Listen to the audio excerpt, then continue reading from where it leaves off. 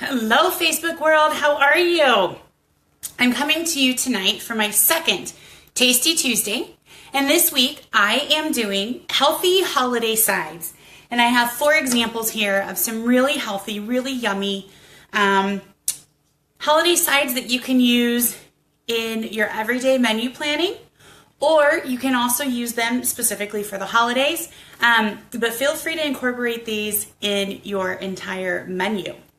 I'm going to start out and I'm going to show you this incredible Brussels sprout salad. I had it this last weekend at a dinner party and it was so delicious and so fresh and very mild. I know a lot of people don't like Brussels sprouts, but here's the thing.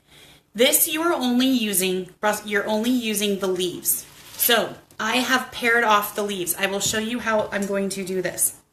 So you take your little Brussels sprout. Little Brussels sprouts are just like little mini cabbages and little baby heads of like iceberg lettuce. And so they're all on leaves. And so what I'm going to do is I'm going to cut off the bottom of it. So I cut off the bottom. And as you can see, the leaves, they just start falling off. And this is all you want for this salad is just all of these leaves. It can help too if you take and you core it. So you basically take your paring knife and run it around the center. Please excuse my dog. I apologize. She thinks she's a guard dog. She's not. And thank you, Stephanie. I love this fall blouse. So basically you just take the leaves just like this. And that's all that's in here is these leaves. And you're not going to do anything else with it. I made the dressing. I'm going to take this down and flip the camera for a minute and show you how I made the dressing. So the dressing is made, it's a simple dressing. It's made with organic apple cider vinegar, some Dijon mustard, some maple syrup, and olive oil. And you mix that together. I mixed it in my little Pampered Chef dressing thing that I'm going to shake. And I'm going to pour it. Okay, now I need to put you guys back up. Hang on. This is a little tricky. This is the only thing that I'm going to make and have to switch the camera around for you guys. The rest of the stuff I made and I'll tell you how I do it. So I got the dressing right here. It's blended really nicely. Swirl it up. I'm going to pour it all over these Brussels sprouts right here just to give it a coating. It's a light coating. You don't want to drown it. And you don't want to have any of the leaves feeling like boats where the dressing's in there. And then let me grab my tongs. I thought I was totally prepared. I'm going to throw in some almonds, some whole almonds. You can use candied almonds if you'd like, or you can use, these are just raw almonds. I'm going to throw some of those in there. And then I'm going to throw in some of these awesome dried cranberries. And that's it. That is the salad. You can spruce it up with some salt and pepper if you would like, but it is so pretty when it's on a plate. I'm going to put it into a little bowl, like a little salad bowl, so you guys can see how pretty it is. And it is so tasty. I was so surprised when I asked my friend for the recipe and he sent it to me. I was shocked because it was just so tasty. But it's so beautiful when you get some of these cranberries and the nuts on top. Look at that. How does that look for a side? Wouldn't you love to have something this fresh and this healthy on your Thanksgiving smorgasbord that you're going to have? So that's the first thing. And oh my gosh, I can't wait to eat that. I just finished the cleanse and I'm so excited. The next thing that I want to show you is I want to show you this, this zucchini dish that I made. This zucchini dish is so simple.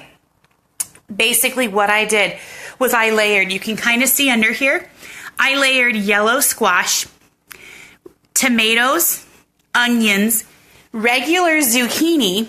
I topped it with some Italian seasoning and a little bit of Parmesan cheese, and I baked it on 350 for about 45 minutes. And you have an incredible, there's no oil on this. There's nothing on this that is not really good for you. It's just a sprinkling of Parmesan cheese. And the nice thing is that the tomatoes, when they get cooked, the juices come down, and so it really kind of cooks the zucchini in the in the mixture. So that's an incredible, and this is an awesome one to have on your Thanksgiving side because it's just so fresh and so delicious. The next thing I have this 3-pepper salad. And I love this 3-pepper salad. It is so good year round because it's good at barbecues in the summer. It's good. Peppers are all over the place right now.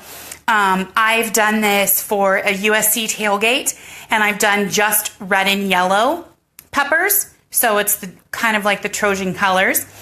I've done it in Christmas, where I've done just red and green peppers. So it's red and green for Christmas.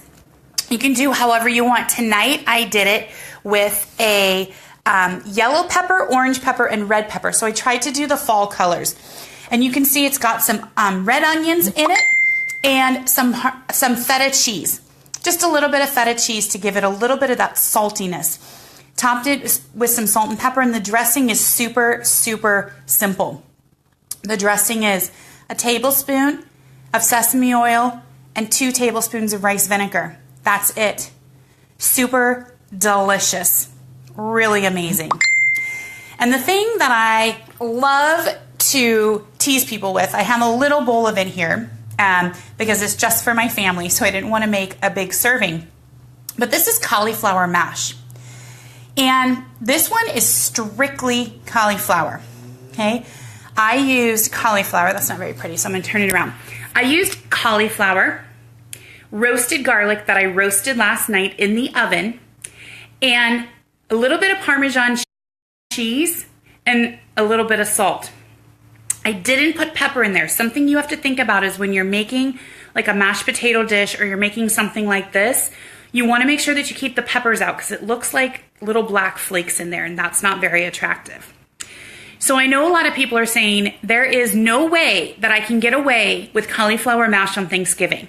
And you know what? I'm going to tell you you're wrong. And here is why. A couple years ago, I went back to my in-laws for Thanksgiving and I said, I'll cook because I love to cook.